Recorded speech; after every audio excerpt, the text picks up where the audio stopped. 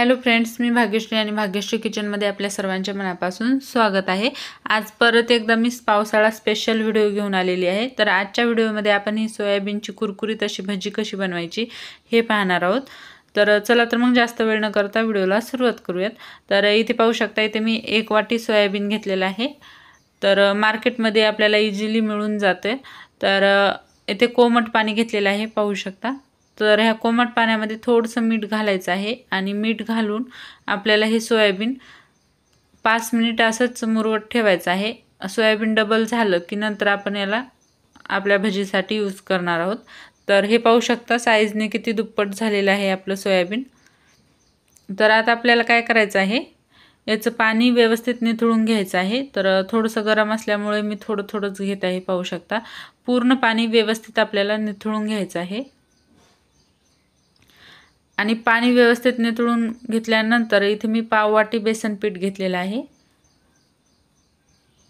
थोडीशी कोथिंबीर बारीक कट करून घेतलेली आहे आणि ठेचलेला लसूण घेतलेला आहे।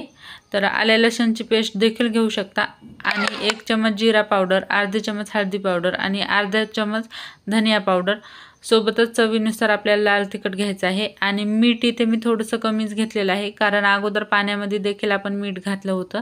आता हे सर्व जिन्नस आपल्याला हातानेच व्यवस्थित मिक्स करायचे आहेत।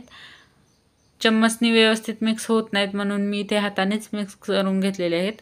आणि नंतर थोडंसं आपल्याला साधारण 1 चम्मचच पाणी लागेल इतकं पाणी घालायचं आहे आणि व्यवस्थित हे बॅटर मिक्स करून घ्यायचं आहे।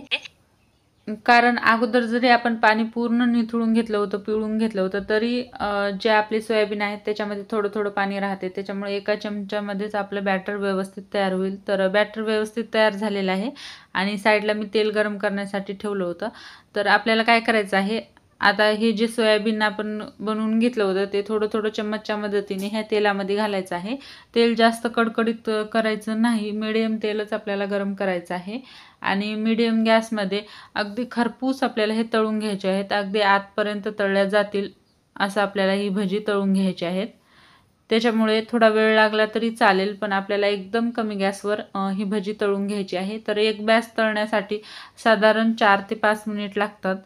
तर एक साईड तळल्यानंतर आपल्याला थोडंसं आलटपलट करून घ्यायचं आहे। तर 2 मिनिटांनी इथे मी पलटून घेणार आहे। तर पाहू शकता मी झाऱ्याच्या मदतीने आलटपलट करून घेतलेले आहेत आणि आपली भजी खरपूस अशी तळल्या गेलेली आहेत। आता ही आपल्याला साईडला काढून घ्यायची आहेत आणि दुसरी बॅच देखील याच पद्धतीने आपल्याला तळून घ्यायची आहे।